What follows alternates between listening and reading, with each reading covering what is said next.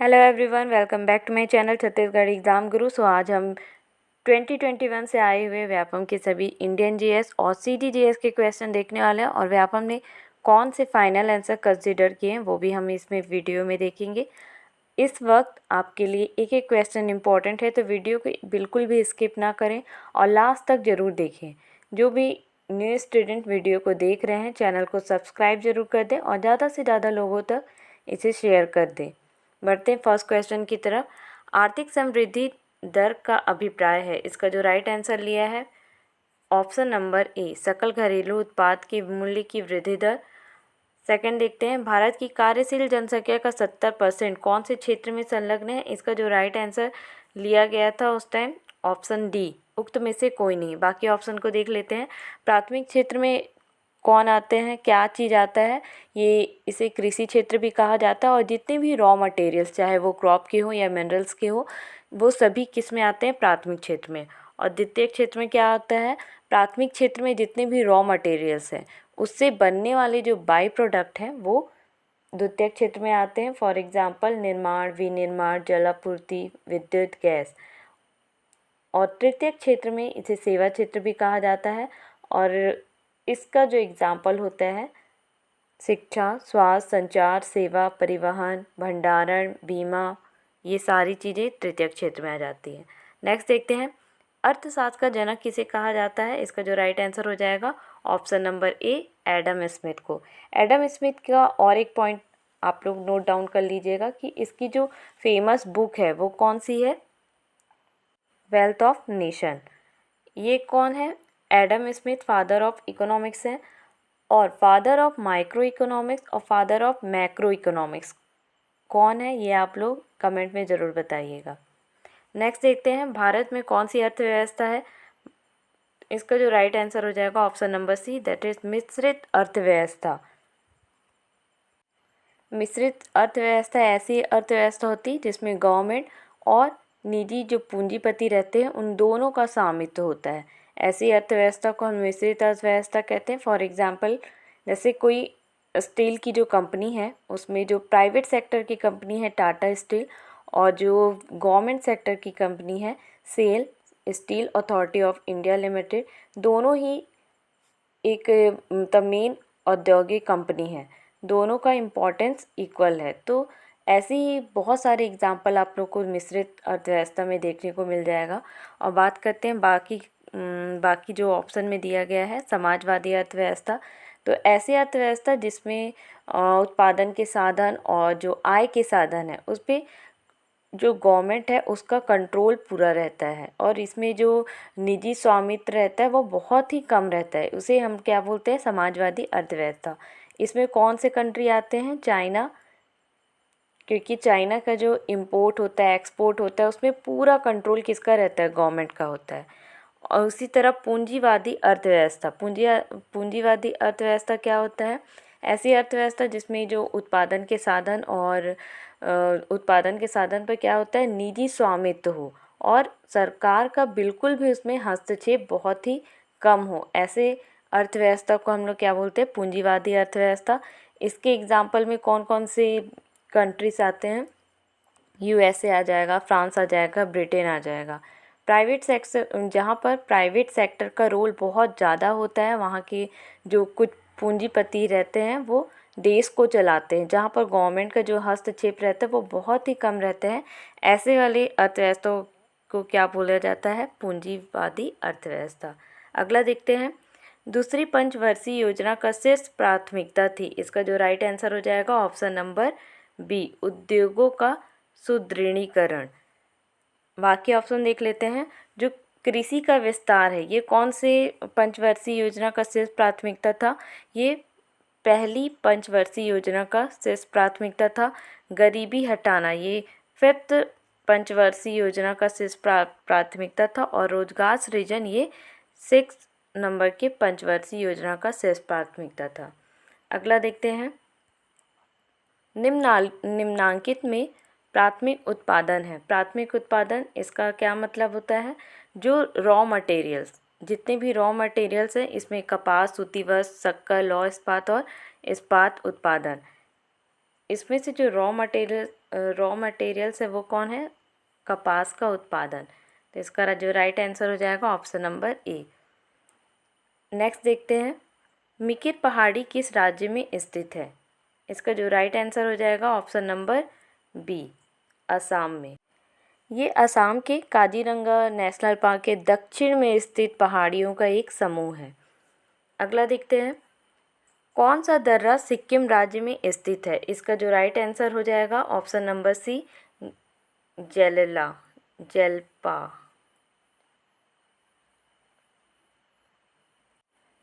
सिक्किम राज्य के दो दर्रे जो मोस्ट इम्पॉर्टेंट है, एक नाथुला और एक जेलेपला।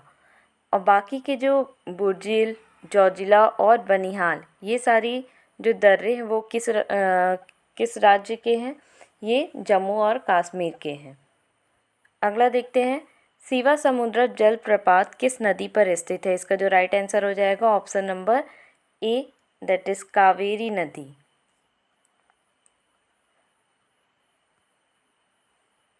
अगला देखते हैं, कौन सा नगर निगम दो नगरों को मिलाकर बना है? इसका जो राइट आंसर हो जाएगा option number C, that is Hooghly Dharwad.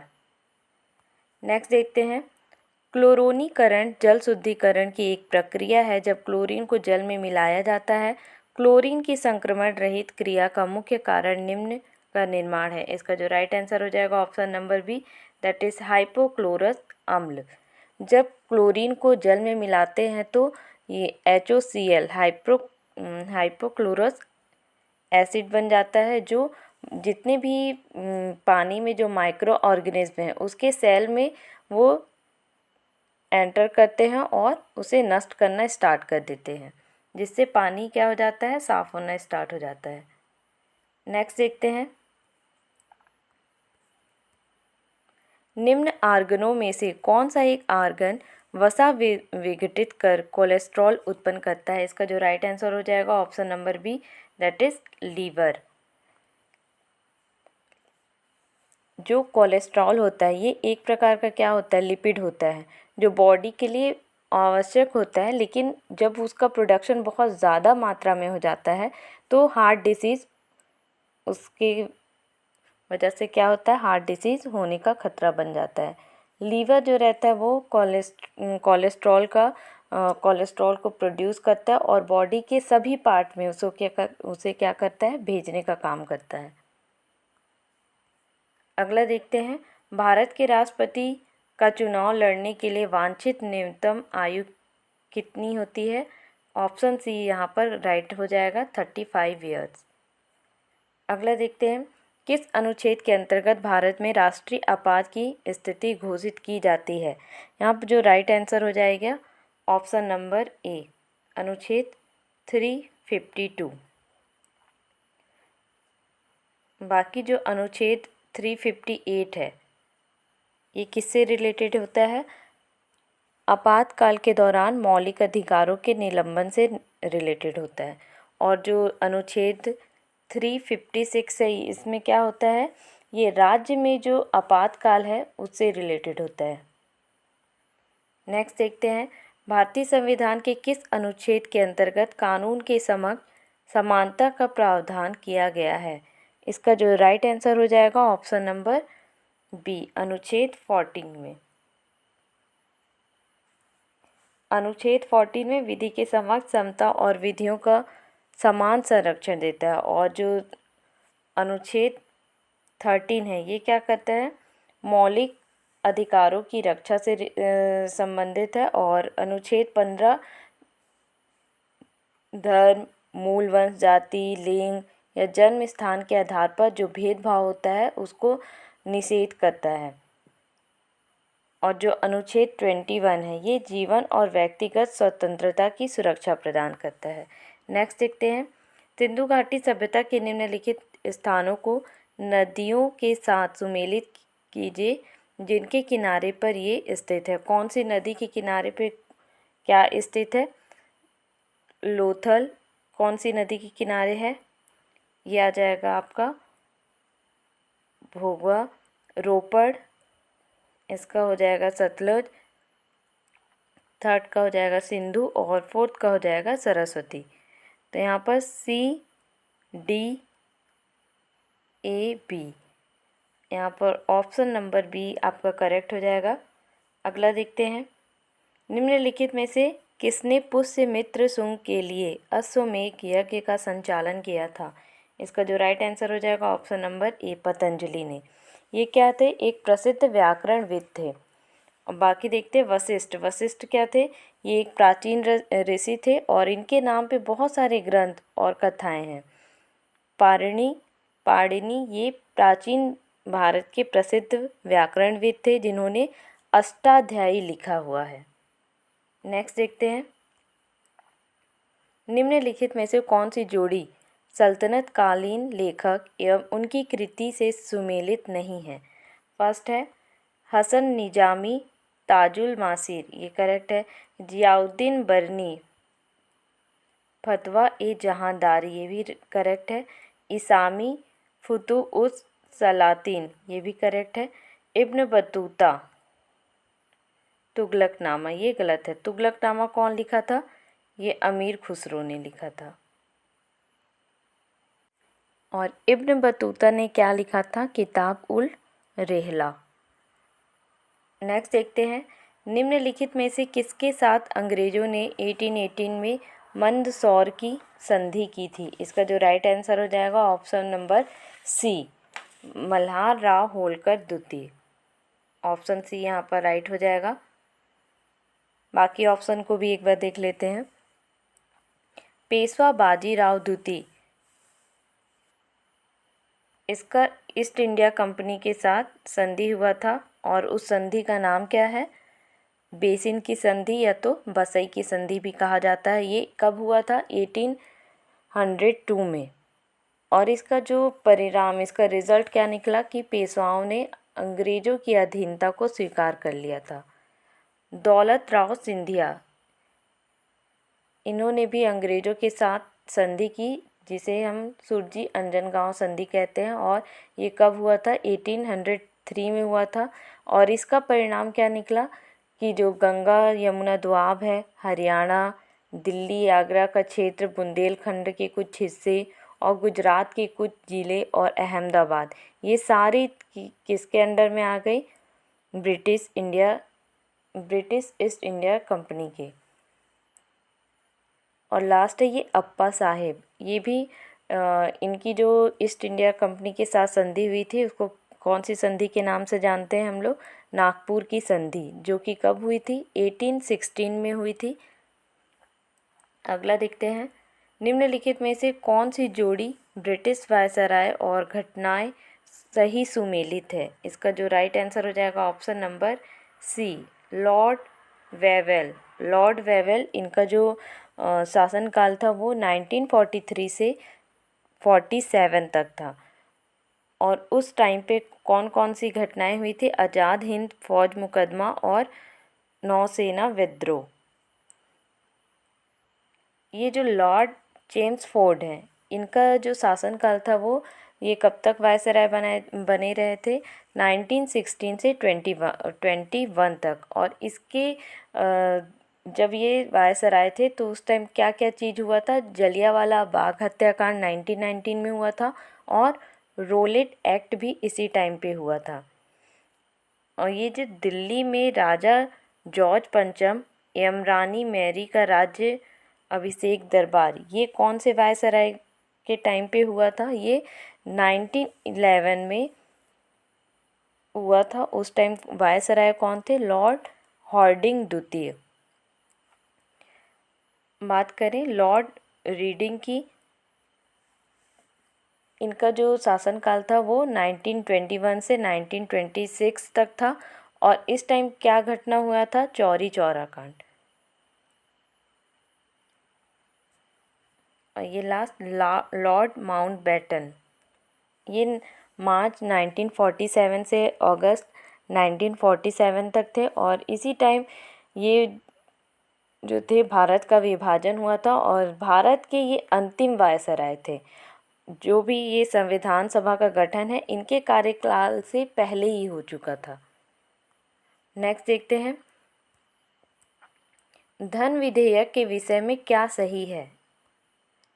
इसका जो राइट आंसर हो जाएगा option number D, first, third and fourth. पढ़ लेते हैं क्या है। यह केवल लोकसभा में पुनर्स्थापित किया जा सकता है। राज्यसभा धन विधेयक को 14 दिन तक रोक सकती है और धन विधेयक राष्ट्रपति द्वारा प्रमाणित किया जाता है। मेनली क्या होता है, जो धन विधेयक होता है वो केवल राष्ट्रपति की सिफारिश पर लोकसभा में पेश किया जा सकता है और जो लोकसभा द्वारा पारित होने के बाद इसे कहाँ भेजा जाता है? राज्यसभा में भेजा जाता है और राज्यसभा ही इसे 14 दिन तक रोक सकती है और यदि राज्यसभा धन विधेयक में संशोधन करती है तो लोकसभा उस संशोधन को या तो स्वीकार करेगा या तो अस्वीकार भी ये कर सकता है। और जो धन विधेयक है वो कराधान, सार्वजनिक व्यय आदि जैसे वित्तीय मामलों से रिलेटेड रहता है। जो लोकसभा के अध्यक्ष हैं वो ये प्रमाणित करने के लिए जिम्मेदार होते हैं कि कोई विधेयक धन विधेयक है या नहीं है और इससे रिलेटेड उनका जो डिसीजन रहता है वो लास्ट होता है। अगला देखते हैं, किस विषय में राज्य विधानसभा का 2/3 बहुमत आवश्यक होता है? इसका जो राइट आंसर हो जाएगा ऑप्शन नंबर ए, राज्य में विधान परिषद की स्थापना का संकल्प। विधान परिषद की स्थापना के लिए क्या होता है? राज्य विधानसभा को अपने सदस्यों के बहुमत और उपस्थित या मतदान करने वाले सदस्यों के कम से कम 2/3 बहुमत से एक प्रस्ताव पारित करना होता है। यदि विधानसभा ऐसा प्रस्ताव पारित कर देती है तो संसद विधानसभा के गठन के लिए एक कानून बना सकती है और ये कानून संसद द्वारा संविधान में संशोधन के रूप में नहीं गिना जाएगा और ये किस में बताया गया है? अनुच्छेद 169 में। अगला देखते हैं, इनमें से राज्यपाल की विधायी शक्ति कौन सी है? इसका जो सही आंसर हो जाएगा ऑप्शन नंबर डी, अध्यादेश जारी करना। ये इसकी मेन विधायी शक्ति होती है और बाकी जो ये राज्य विधानमंडल का सत्र आहूत करना, राज्य विधानमंडल का सत्रावसान करना, ये सभी ये अन्य विधायी शक्ति होती है।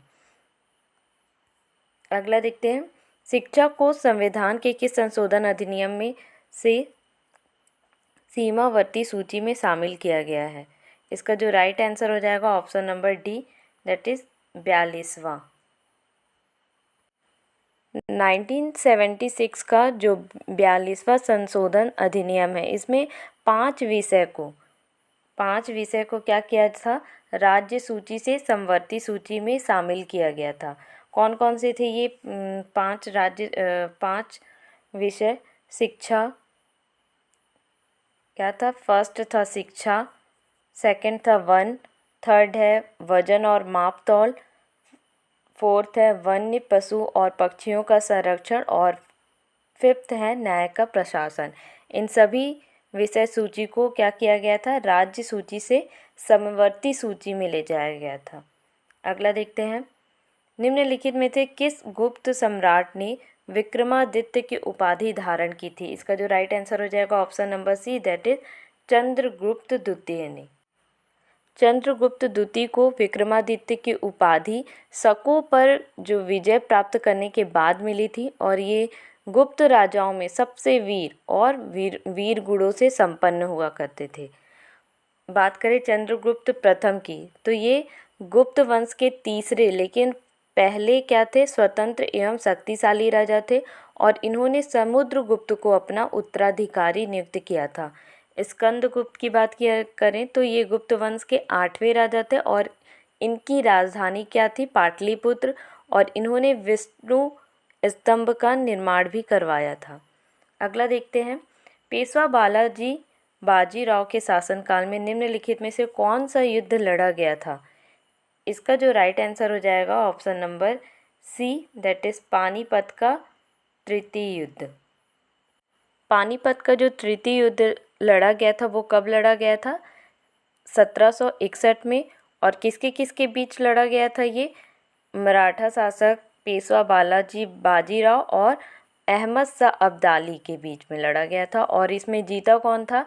अहमद शाह अब्दाली जीत गया था और पूरे मराठा साम्राज्य के विस्तार पर विराम लग गया था। देखते हैं पानीपत का प्रथम युद्ध।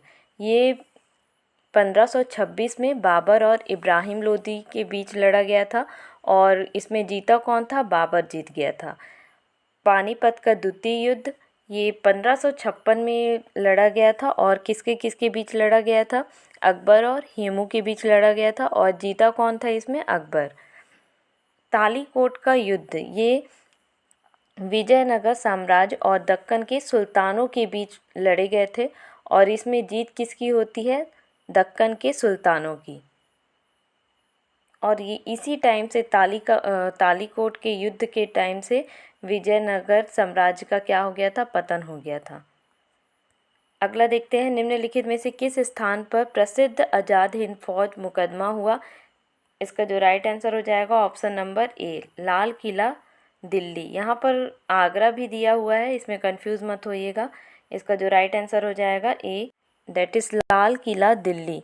ये मुकदमा कब लड़ा गया था? 1945 में भारतीय राष्ट्रीय सेना IN के अधिकारियों पर ब्रिटिश क्राउन के खिलाफ देशद्रोह का आरोप लगाने के लिए आयोजित किया गया था।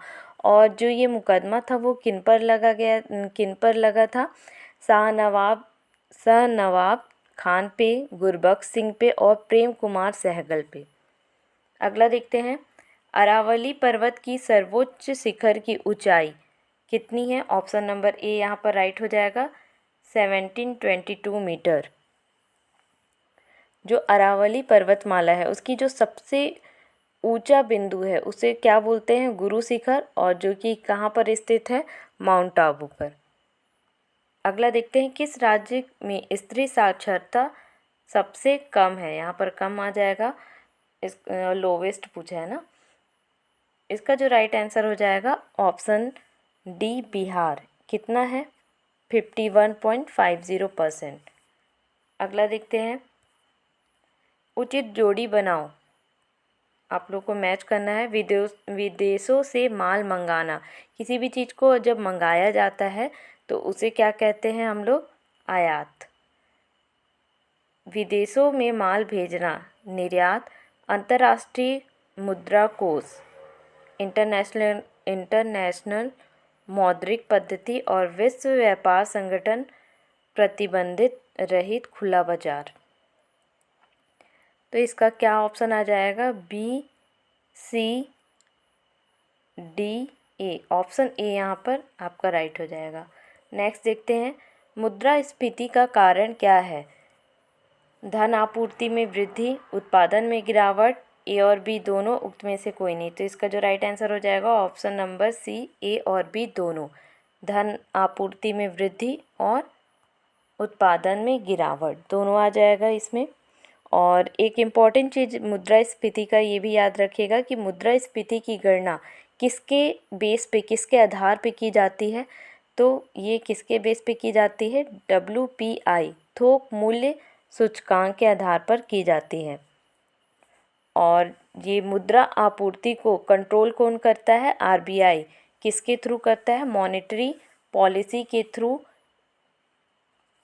ये जो मुद्रास्फीति है इसको कंट्रोल करता है RBI। अगला देखते हैं, निम्न में से कौन सा अप्रत्यक्ष कर है? इसका जो राइट आंसर हो जाएगा ऑप्शन नंबर डी, आबकारी कर। जब एक ही व्यक्ति के द्वारा जो कर लगाए जाते हैं और चुकाए जाते हैं, मतलब एक ही व्यक्ति द्वारा लगाए और चुकाए जाते हैं, ऐसे कर को क्या बोलते हैं? प्रत्यक्ष कर। और प्रत्यक्ष, इसका जितना जो एग्ज़ाम्पल है वो मोस्ट इम्पॉर्टेंट है, इसलिए आप लोग ये चीज़ें करके जाइएगा कि प्रत्यक्ष कर में कौन कौन से कर आते हैं और अप्रत्यक्ष कर में कौन कौन से कर आते हैं। जो ये उपहार, संपत्ति, कॉरपोरेट, ये सारे चीज़ किस में आ जाएगा? आपका प्रत्यक्ष कर में। आयकर, कॉरपोरेट, उपहार, संपत्ति, निगमित, ये सारी चीज़ें किस में आ जाती है? प्रत्यक्ष कर में। और अप्रत्यक्ष में क्या क्या आता है? बिक्री कर, उत्पाद शुल्क, सीमा शुल्क और सेवा कर। अगला देखते हैं, निम्नलिखित में से किस धर्म से माध्यमिका दर्शन संबंधित है? इसका जो राइट आंसर हो जाएगा ऑप्शन नंबर बी, बौद्ध धर्म से। इसे हम लोग शून्यवाद के रूप में भी जानते हैं और ये जो दर्शन है ये बताता है कि जो सभी चीज़ें हैं वो क्या है, खाली है और उसका कोई सार नहीं। बात करें वैदिक धर्म का तो ये हिंदू धर्म की सबसे पुराना रूप है। और ये जैन धर्म ये प्राचीन भारतीय धर्म है जो अहिंसा और आत्म अनुशासन पे जोर देता है। और जो भागवत धर्म है ये हिंदू धर्म का एक संप्रदाय है जो भगवान विष्णु की पूजा पर केंद्रित होता है। नेक्स्ट देखते हैं, निम्नलिखित में से कौन इंडिया विंस फ्रीडम के लेखक हैं। इसका जो राइट आंसर हो जाएगा ऑप्शन नंबर डी, M.A.K. आज़ाद।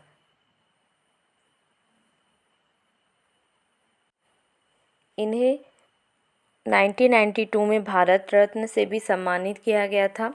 और जवाहरलाल नेहरू की जो फेमस बुक है वो है द डिस्कवरी ऑफ इंडिया और भारत एक खोज, वेदर इंडिया, सोवियत एशिया, ये सभी जवाहरलाल नेहरू की फेमस बुक है। महात्मा गांधी की कौन कौन सी बुक है, इंडिया ऑफ माई ड्रीम, और भी ऐसे जो फेमस बुक है उसको आप लोग देख के जाइएगा। आज की वीडियो यहीं पर ख़त्म करते हैं, इसका नेक्स्ट पार्ट नेक्स्ट वीडियो में आएगा। Thank you.